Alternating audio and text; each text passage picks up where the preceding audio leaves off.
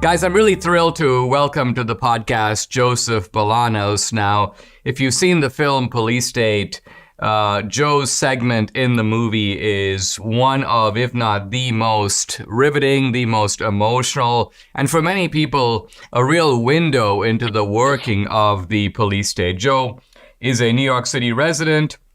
He was targeted by the FBI for January 6th, even though he did not go into the Capitol. I wanted you people to meet Joe so we could talk in a little more detail about things that aren't even in the movie. Joe, welcome. Great to have you. And I got to say, it was really fun to see you at Mar-a-Lago for the red carpet premiere. Did you enjoy it? Tell us about the experience from your side. First of all, let me thank you and Debbie and D'Souza Media for having me and including me in this incredible, masterful project known as Police State. The Mar-a-Lago visit or event was a fairy tale to me. It really was vindication to the max. I mean, everybody that I saw there and all the people, I tell people here in New York, I go, I know what it is to be a celebrity now because strangers come up to you and hug you and smile at you and kiss you and shake your hand and you don't have a clue who they are, but they're celebrating you. And let me tell you, that trip, like I said, was a fairy tale. I mean, it was unfortunate that, the president couldn't be there, but it's understood that he has his problems and, we have to make our sacrifices on his behalf. But everything was just magical. And what was really funny is that during the reception, before the movie premiere, I was the guy walking around with the silver cane. And, people were looking at me like, okay, who's that guy? So I kept walking around. The service was fantastic. The people were exquisite. I got to meet Dan Bongino. I got to meet so many people. And I was just about 5 feet high off the ground. And then after the movie, it's really amazing because when you brought us up on stage afterwards, suddenly there was a rush. I mean, I had a couple of beautiful women coming up to me, hugging me, kissing me, and I'm saying, you got the wrong guy. Well, I mean, it really shows you the power, I won't say of the movie, I suppose, but of your story and the way that it touched people's hearts. Bongino, too, told me when I was on a segment with him promoting the film, he singled out the episode with you and also the episode with Jerry Perna, who lost her nephew, Matt Perna. He goes, Paula and I, he goes, we're pretty hard bitten. We've kind of heard it all. And we're like, they're like, we were overwhelmed. We were like, we burst into tears together. Me too, meaning Bongino too. I think there's a lot that is in the movie that gets to people, but it's quite obvious that these are two scenes that they remember. Yes, indeed. When I approached Dan, I saw him from maybe 6-7 feet away.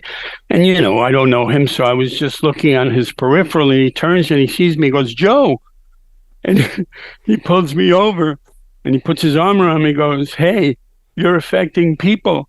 Your views. Apparently there's a story that the trailer was sent to Elon Musk and supposedly 75 million people saw the trailer, which is unbelievable. Unbelievable. Oh, no, absolutely. Absolutely, Joe. All right. Well, let's talk about your story, and let's just get started in this segment. We'll really pick it up in the next one. But you have lived a very interesting life. Have you been a New Yorker all your life? Talk a little bit about your career. Yes, sir. I was born and raised in New York City. I grew up here. I went to school here. And I grew up on the streets of Harlem. When at my first years, I was on 156th Street and Broadway, which is literally the border of Harlem. And I grew up, I'm writing stories now called Remarkable Stories about that phase of my life because I didn't have a father. My single mother came legally to the United States. And I had to survive like so many kids have to with different influences. And by chance, circumstance, and opportunity, I picked the right forks in the road. And, I never got arrested. I was a good kid. I was never a big shot. I was never a bully. But I learned a lot of things from people around me, my environment. And so I was attacked one time. I was mugged and my bicycle was stolen. I was 15 years old.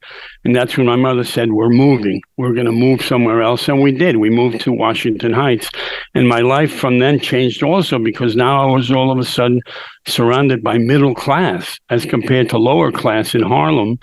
And the learning experience was exponential every day.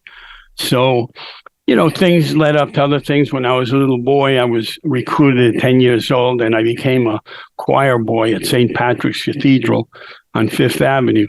And that's a series of stories alone. But I kept growing up. I went to a Catholic school. And eventually, as I got older, I just started to see, when I was in my 20s, I realized that my life had been so selfish. As many 20 years old, you're out partying. And then all of a sudden, I started realizing that community really meant something. So let's see, 1980, I intervened. I was in the security business. I got into the security business. And yes, for most of my adult life, I carried a licensed handgun in New York City, which is almost impossible to do as a civilian. And that privilege alone saved lives. I mean, on one occasion in 1980, there was a woman who was being attacked by a bad actor on the Upper West Side where I live. And so I gave chase, and he pulled her purse off her arm. I caught up to him about maybe 5-6 blocks, and he turned, and he was walking toward me with an exposed knife, like a 10-inch knife. So I stepped off the curb, and I pulled my handgun out, and I said, drop the knife. And he didn't react like somebody scared. He was deliberating whether he was going to lunge, because he was about 8 feet away from me, or if he was going to drop the knife. Finally, he dropped the knife, and a crowd came around, and they pinned him against the wall. Anyway, the victim was someone from Connecticut, a young lady from Connecticut who always heard that New Yorkers never got involved. And so what happened was that we testified against this guy. This guy was a seriously bad actor. He had a long rap sheet, and he had been arrested for rape, robbery, and manslaughter. Manslaughter, he had fell through the cracks of the judicial system, and he was released after 3 years. So this guy had no intention of dropping the knife when he was looking at me. Long story short, he got convicted. We went to trial. He got 19 years without parole. Let's take a pause. We'll be right back with Joe Bolano. During times of economic uncertainty and political upheaval, it's crucial to have a reliable source of financial guidance and insight. And this is where Dr. Kirk Elliott, PhD, and his esteemed wealth management advisory firm come into play. Dr. Elliott has distinguished himself with 2 PhDs in economics and theology. He's built a reputation in expert financial solutions tailored to your unique needs. His firm specializes in wealth management, offering a comprehensive array of services to protect and grow your assets in an ever-changing world. In an environment with economic volatility, shifting political landscapes, finding a trusted partner during these challenges is essential. Dr. Elliott's firm employs cutting-edge strategies and a deep understanding of markets to guide you toward financial success. Go to KirkElliottPhD.com. That's Kirk Elliott, 2 L's, 2 T's. KirkElliottPhD.com/Dinesh. Book an appointment. They will walk you through their investment process. That's KirkElliottPhD.com/Dinesh, or you can call or text. Here's the number. Write it down. 720-605-3900. 720-605-3900.